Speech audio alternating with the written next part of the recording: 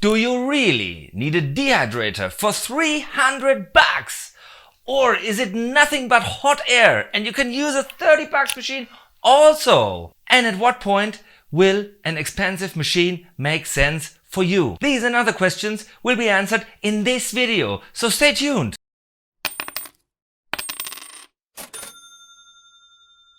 First of all, this video is not sponsored in any way, so it will just mirror my own opinion and experience. But if you're planning to buy a machine, be so nice and buy it via the affiliate links down in the description. It will cost you nothing, but it will support my work really heavy. Thank you. But now, enough of money begging. Let's head over to the stars of this show, the Dehydrators.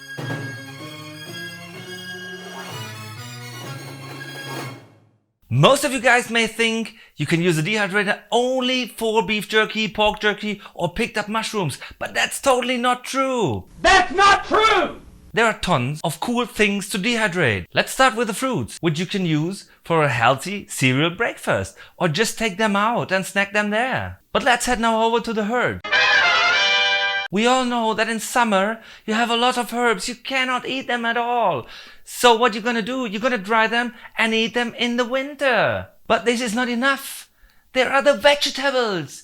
You cannot imagine what you can do with the vegetables. Whenever you have vegetables left over, you can simply blend them down to a paste, paint them to a bakery paper and dry them. Add some salt, add some pepper, et voila, you made your own vegetable soup powder, but without the shit. So it will be totally free of the dangerous hydrogenated fats and flavor enhancer. Isn't that worth a wow? Oh my god!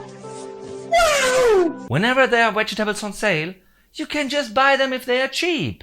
Whenever you have too many vegetables at home and you know you cannot eat them during the week, just try them. And there you go, boom, because it's gonna last like forever. Forever, forever, forever, ever, forever, ever. Never waste food anymore.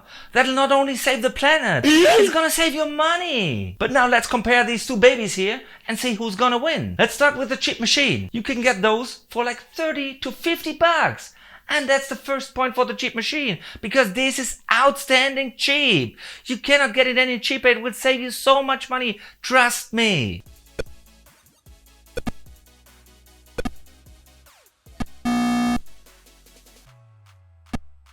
Second point is the size. What you see right now is the ready to use size. But you can save some inches if you adjust the layers. It will really not steal you any space. So there will be a second point for the cheap machine.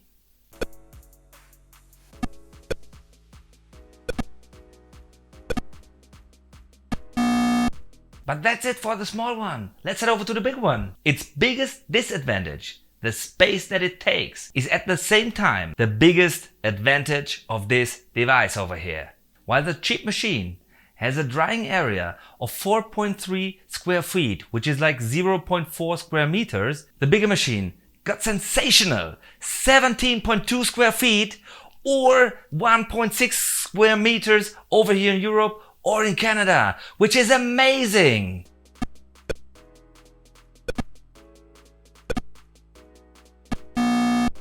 And you might think now, okay, let's just buy 5 of those machines. It's still cheaper. That might be right in the first moment, if there would be no other benefit. And don't forget, the power that 5 machines use is way more higher, like 3 times higher than one of those machines use. And this brings us to the second point, the dehydrating time. While the expensive machine, due to the massive fan and the mass of air holes, dries your food just in time, the small one will never do the job in that time, trust me. For example, you have big slices of mushrooms because you collected a lot and you want to dry them in like 4 to 6 hours. This machine can handle it. This one will take up to like 20 hours. And this is where we get to the critical point. And not just because it takes a long time, but also because of the temperature. So this point goes to the bigger machine also. And this brings us to the last point. The core temperature is important, but much more important is the time that it takes to get there. For meat, for example, you want to reach 130 degrees Fahrenheit, which is like 54.4 degrees Celsius. Everything below is not reaching the pasteurization point. Short explanation for those who don't know what pasteurization is. Mansplaining is when a man explains something very obvious to a woman just because she's a woman. What the fuck? Pasteurization, you might know it from your milk or from your cream. That is the point where your food is not going bad anymore or not so fast. So you want to reach the temperature really quick, because if you're in that critical area, for example 30 to 40 degrees, your food may go bad really quickly. This is why we take food out of the sun, for example. So with a machine like this, everything should be always safe. Don't forget your hand gloves, but yes, it should be always safe. I prefer pork jerky much more than beef jerky. And I like it a little bit juicy, like a gummy bear. And with the expensive machine, I'm always on a safe way. So the third point goes to the big machine.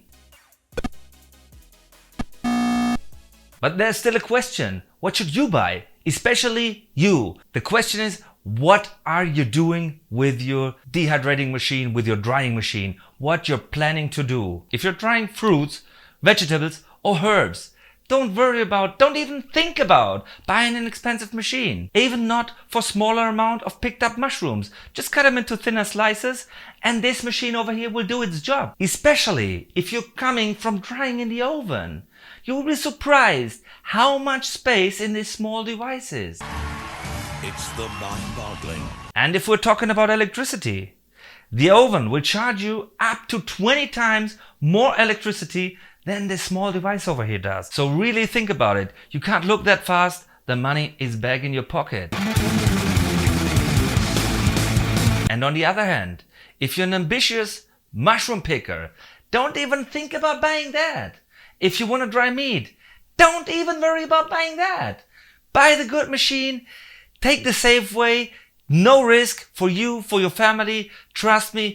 This I promise you. You don't want to have a food poisoning. I took a lot of temperature measurements in both machines and on and inside the dehydrating food.